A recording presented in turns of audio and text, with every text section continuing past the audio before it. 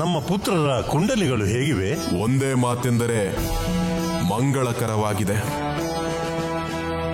ಮಾರುತಿ,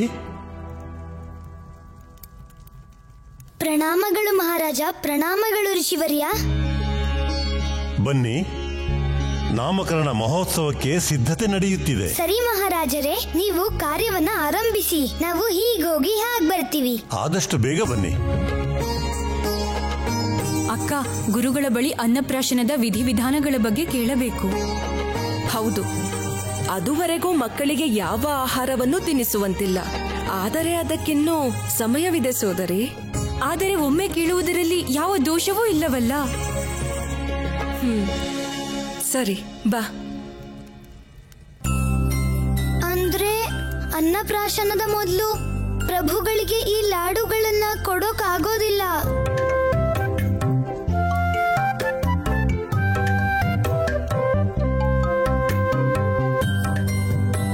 ಪ್ರಭು, ಹೇಗಿದ್ದೀರಾ? ಏನು ಸಮಸ್ಯೆ ಇಲ್ಲ ತಾನೆ? ನೋಡಿ, ರುಚಿಕರವಾದ ಲಾಡುಗಳು ನಿಮ್ಗೋಸ್ಕರನೇ ತಂದಿದ್ದೀವಿ.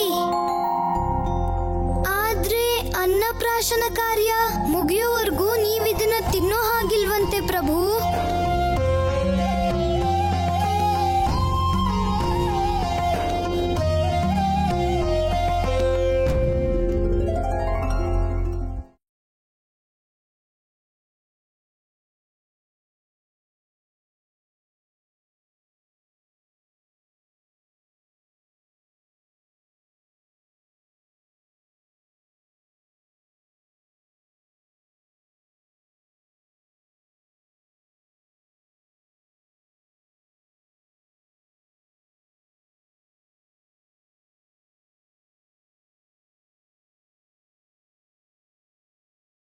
ಪ್ರಭು ಶ್ರೀರಾಮ. ಹನುಮ, ಈ ಲಾಡುವನ್ನು ನಾವು ಶಿಶುರೂಪದಲ್ಲಿ ಸ್ವೀಕರಿಸಲಾಗುವುದಿಲ್ಲ. ಆದರೆ ನಮ್ಮ ಈ ವಾಸ್ತವ ರೂಪದಲ್ಲಿ ಅವಶ್ಯವಾಗಿ ಸ್ವೀಕರಿಸುತ್ತೇವೆ. ಪ್ರಭು, ನೀವು ನಿಜವಾಗ್ಲೂ ಲಾಡುಗಳನ್ನ ತಿಂತೀರಾ? ನೀವು ನಮಗೆ ಪ್ರೇಮದಿಂದ ಅರ್ಪಿಸಿದರೆ ಅವಶ್ಯವಾಗಿ ಸ್ವೀಕರಿಸುತ್ತೇವೆ. ಏಕೆಂದರೆ ಭಕ್ತರ ಇಚ್ಛೆಯನ್ನು ಪೂರೈಸುವುದು ನಮ್ಮ ಧರ್ಮ. ಹೇ ಪ್ರಭು ಶ್ರೀರಾಮ, ಈ ಲಾಡುಗಳನ್ನ ನಮ್ಮ ಕೈಯಾರೆ ನಿಮಗೆ ತಿನ್ನಿಸ್ಬೇಕು ಅಂತ ಆಸೆ ಆಗ್ತಿದೆ.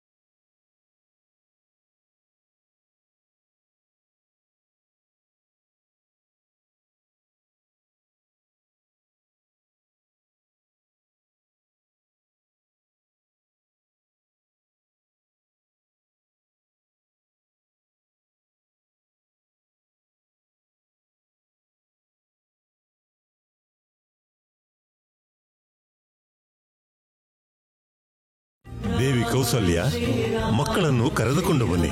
ನಾಮಕರಣಕ್ಕೆ ಸಮಯ ಮೀರುತ್ತಿದೆ. ಯಾರೋ ಬರ್ತಿದ್ದಾರೆ ಅನ್ಸುತ್ತೆ ಪ್ರಭು.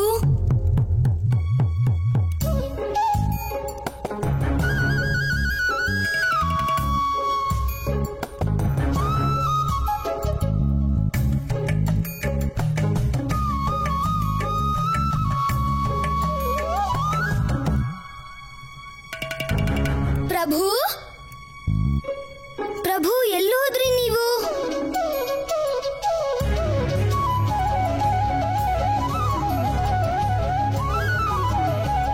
ಪ್ರಭು,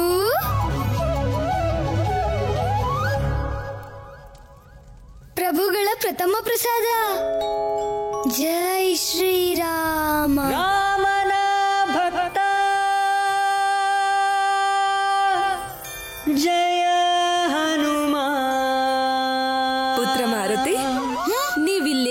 ಮಾಡುತ್ತಿದ್ದೀರಿ?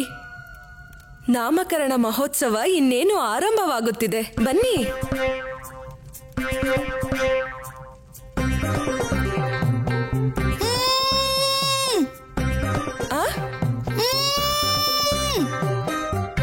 ಪುತ್ರ ಮಾರುತಿ, ನೀವೇನು ಹೇಳುತ್ತಿದ್ದೀರೋ ನಮಗೆ ಅರ್ಥವಾಗುತ್ತಿಲ್ಲ. ಅಯ್ಯೋ,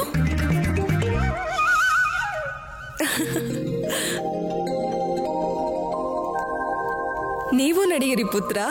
ಈ ದಿನ ನಿಮಗೆ ನಾಮಕರಣ.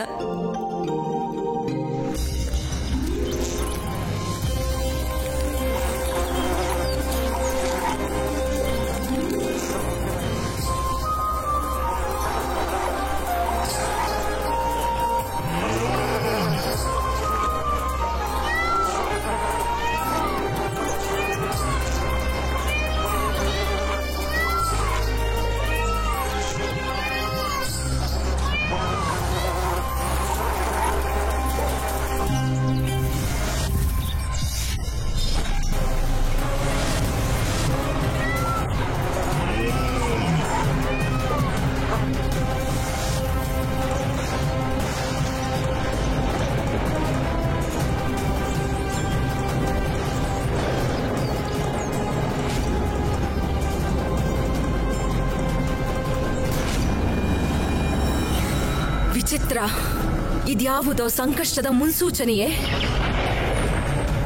ಯಾವುದೋ ದುಷ್ಟಶಕ್ತಿಯು ಆಗಮಿಸುತ್ತಿರುವಂತೆ ಭಾಸವಾಗುತ್ತಿದೆ.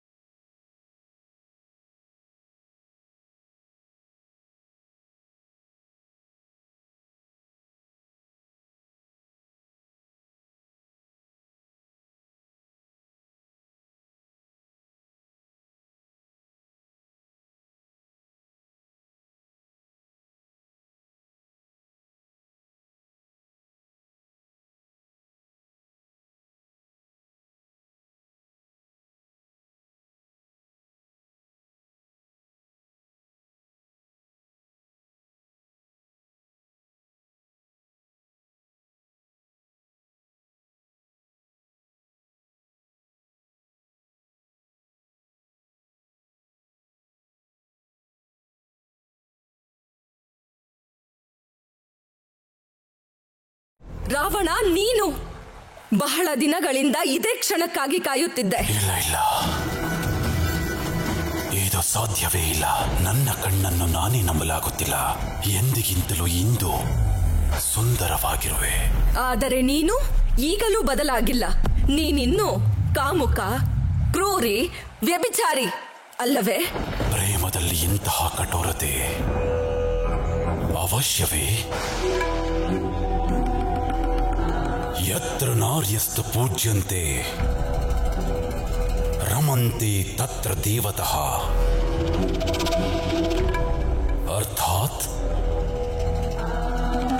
ಎಲ್ಲಿ ಸ್ತ್ರೀಯರು ಪೂಜಿಸಲ್ಪಡುವರೋ ಅಲ್ಲಿ ಭಗವಂತ ನೆಲೆಸಿರುತ್ತಾನೆ. ಈಗ ಈ ರಾವಣನೇ ವಿಧಾತ, ರಾವಣನೇ ಭಗವಂತ. ಈ ರಾವಣನ ಹೃದಯದಲ್ಲಿ ಸ್ತ್ರೀಯರಿಗೆ ಬಹುದೊಡ್ಡ ಗೌರವವಿದೆ. ನಿನ್ನನ್ನು ನೀನು ವಿಧಾತನೆಂದುಕೊಂಡರೆ ನಿಜವಾದ ವಿಧಾತನಾಗಲು ಸಾಧ್ಯವೇ? ಕೇವಲ ನಿನ್ನ ಸೌಂದರ್ಯದಿಂದ ನೀನಿನ್ನೂ ಜೀವಂತವಾಗಿರುವೆ.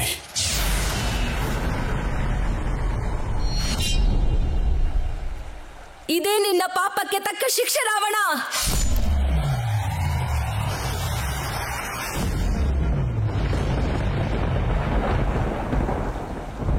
ವೇದವತಿ,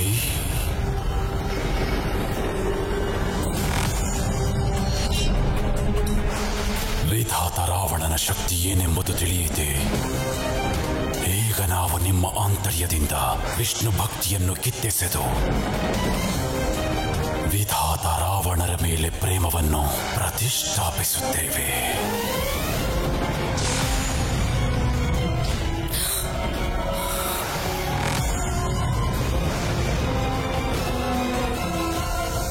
ವೇದವತಿ,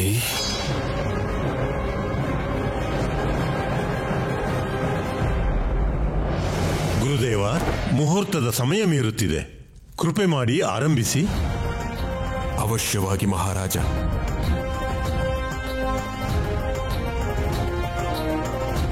ಮಹಾರಾಜ, ಮೊದಲನೆಯದಾಗಿ ನಿಮ್ಮ ಕೊನೆಯ ಪುತ್ರ ಸುಮಿತ್ರಾನಂದನ ಕುಂಡಲಿಯ ಬಗ್ಗೆ ಹೇಳುತ್ತೇನೆ.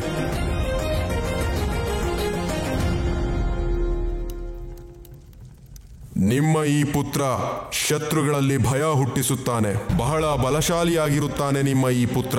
ಮಹಾರಾಜ, ಈ ಕುಂಡಲಿಯ ಪ್ರಕಾರ ಶಾ ಅಕ್ಷರದ ಹೆಸರಿಡಬಹುದು. ಆದ್ದರಿಂದ ಇವರ ಹೆಸರು ಶತ್ರುಗಳನ್ನ ನಿರ್ನಾಮ ಮಾಡುವ ಶತ್ರುಘ್ನ. ಕುಮಾರ ಶತ್ರುಘ್ನರಿಗೆ, ಕುಮಾರ ಶತ್ರುಘ್ನರಿಗೆ, ಕುಮಾರ ಶತ್ರುಘ್ನರಿಗೆ, ಕುಮಾರ ಶತ್ರುಘ್ನರಿಗೆ. ಶತ್ರುಘ್ನ ಬಹಳ ಸುಂದರ ಹೆಸರು.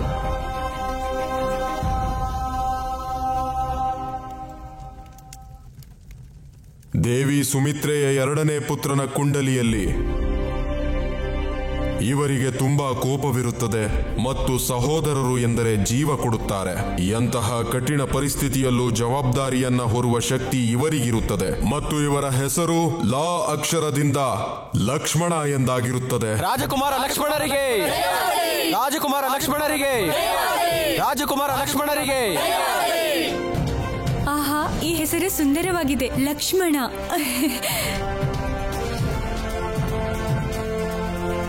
ಈಗ ನಾವು ಕೈಕೆಯ ಪುತ್ರನ ಕುಂಡಲಿಯ ಬಗ್ಗೆ ಹೇಳುತ್ತೇವೆ.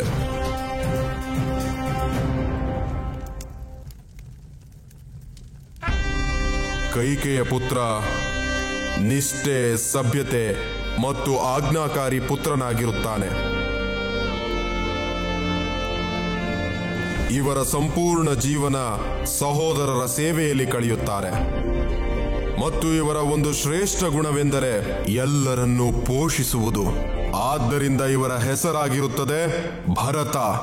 ರಾಜಕುಮಾರ ಭರತರಿಗೆ, ರಾಜಕುಮಾರ ಭರತರಿಗೆ, ರಾಜಕುಮಾರ ಭರತರಿಗೆ, ಭರತರಿಗೆ, ರಾಜಕುಮಾರ ಭರತರಿಗೆ. ನಮ್ಮ ಪುತ್ರ ಭರತ ದಿವ್ಯ ರೂಪಕ್ಕೆ ಸೂಕ್ತ ನಾಮ ಭರತ. ಮಹಾರಾಜ, ಈಗ ನಿಮ್ಮ ಜ್ಯೇಷ್ಠ ಪುತ್ರ ಕೌಸಲ್ಯ ಪುತ್ರನ ಕುಂಡಲಿ ಓದುವ ಸಮಯವಾಗಿದೆ.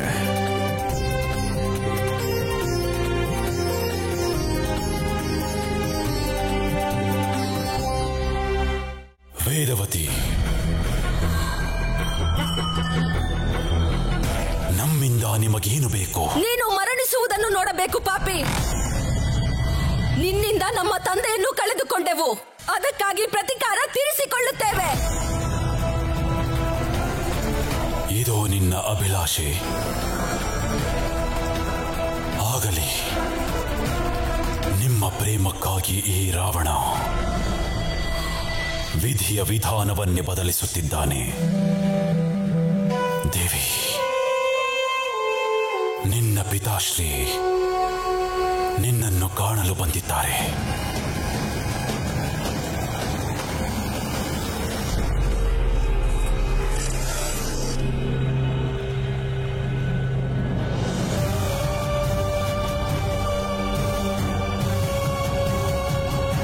ಪಿತಾಶ್ರೀ, ಪುತ್ರಿ,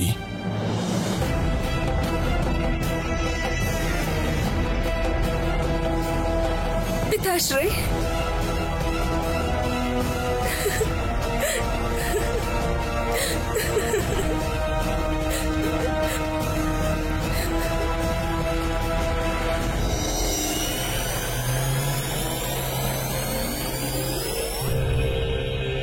ಪಿತಾ ಪುತ್ರಿಯರ ಮಿಲನ.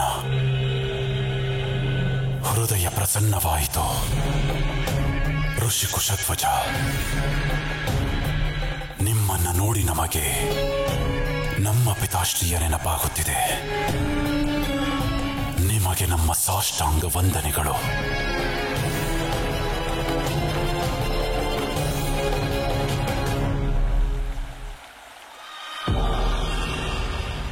ದೇವಿ ವೇದವತಿ, ಇಂದಿನಿಂದ ನೀವು ನಮ್ಮನ್ನು ದ್ವೇಷಿಸುವುದಿಲ್ಲ ತಾನೇ? ಅಂದರೆ ನಮ್ಮನ್ನು ಕ್ಷಮಿಸಿದ್ದೀರಿ. ಧನ್ಯರಾದೆವು ನಾವು. ನಾವಿನ್ನು ಹೊರಡುತ್ತೇವೆ.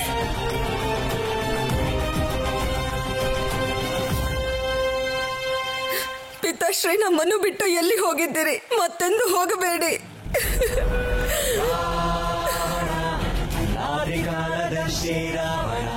ಇಲ್ಲ ಪ್ರಿಯೆ, ನಿನ್ನನ್ನು ಬಿಟ್ಟು ಎಲ್ಲಿಗೆ ಹೋಗಲು ಸಾಧ್ಯ? ನಿನ್ನ ಬಳಿಯೇ ಇರುತ್ತೇವೆ.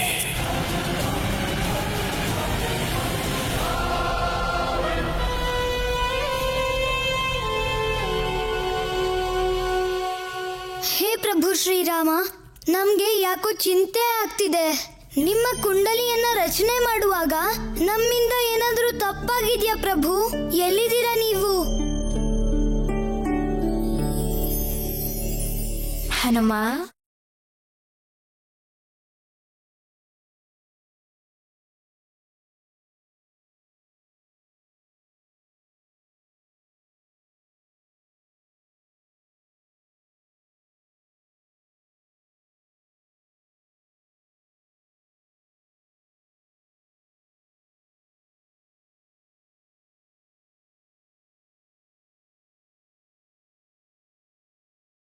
ಭಕ್ತನ ಮನದಲ್ಲಿ ಭಗವಂತನ ಮೇಲೆ ಪೂರ್ಣ ವಿಶ್ವಾಸವಿದ್ದಾಗ ಯಾವುದೇ ಸಂದೇಹಕ್ಕೆ ಅವಕಾಶವಿರುವುದಿಲ್ಲ. ನಿಮ್ಮ ಭಕ್ತಿಯ ಅಮೋಘ ಶಕ್ತಿಯಿಂದ ನಮ್ಮ ಕುಂಡಲಿಯು ರಚನೆಯಾಗಿದೆ. ಇದೇ ಕಾರಣಕ್ಕೆ ನಮ್ಮ ಕುಂಡಲಿಯ ಬಗ್ಗೆ ತಿಳಿದುಕೊಳ್ಳಲು ನಾವೇ ಉತ್ಸುಕರಾಗಿದ್ದೇವೆ. ಅಂದರೆ ಇಂದು ಮೊದಲ ಬಾರಿಗೆ ಹನುಮನೊಳಗಿರುವ ರಾಮನನ್ನು ಸ್ವತಃ ಕಾಣಲಿದ್ದಾನೆ ಈ ರಾಮ.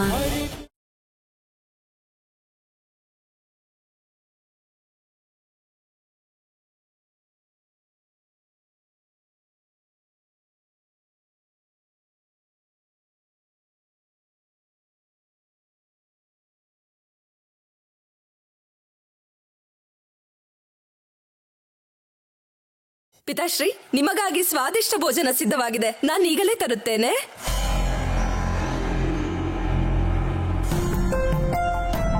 ವಿಷ್ಣು ಭಕ್ತಿ ವೇದವತಿ, ಇಂದಿನವರೆಗೂ ನೀನೇ ಸೃಷ್ಟಿಯ ಪವಿತ್ರ ನಾರಿ. ಆದರಿಂದು ಆ ಪವಿತ್ರತೆ ನನ್ನ. ಪಿತಾಶ್ರೀ, ಇದು ನಿಮ್ಮ ಭೋಜನ. ಪಿತಾಶ್ರೀ, ನಿಮ್ಮ ಪ್ರಿಯವಾದ ಪಾಯಸ ರುಚಿ ಹೇಗಿದೆ ಎಂದು ಹೇಳಿ. ತುಂಬಾ ರುಚಿಯಾಗಿದೆ. ಸವಿಯದೆ ನಿಮಗೆ ರುಚಿ ತಿಳಿದು ಹೋಯಿತೆ? ಹಸಿವಿನಿಂದ ಬಹಳವಾಗಿ ಬಳಲಿ ತುಂಬಾ ದುರ್ಬಲರಾಗಿದ್ದೇವೆ. ನೀನೇ ನಿನ್ನ ಕೈಯಾರೆ ತಿನಿಸು. ಆಗಲಿ ಪಿತಾಶ್ರೀ.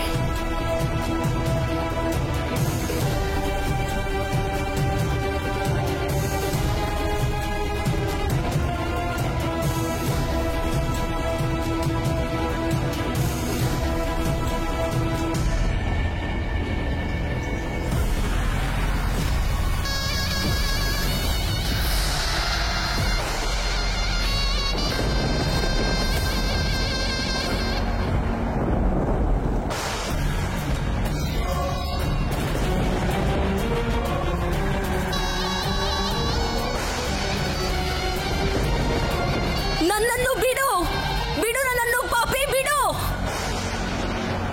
ನಿನ್ನ ಸ್ಪರ್ಶದ ಸವಿಜ್ವಾಲೆಯು ನಮ್ಮ ಆಂತರ್ಯವನ್ನೇ ಸುಡುತ್ತಿದೆ ವೇದವತಿ. ಒಮ್ಮೆ ನಮ್ಮನ್ನು ಬಿಗಿದಪ್ಪಿ ಮುದ್ದಾಡಬಾರದೇ ದೇವಿ. ವೇಷ ಮರೆಸಿಕೊಂಡು ನನ್ನನ್ನು ವಂಚಿಸಿರುವೆ. ಬಿಡು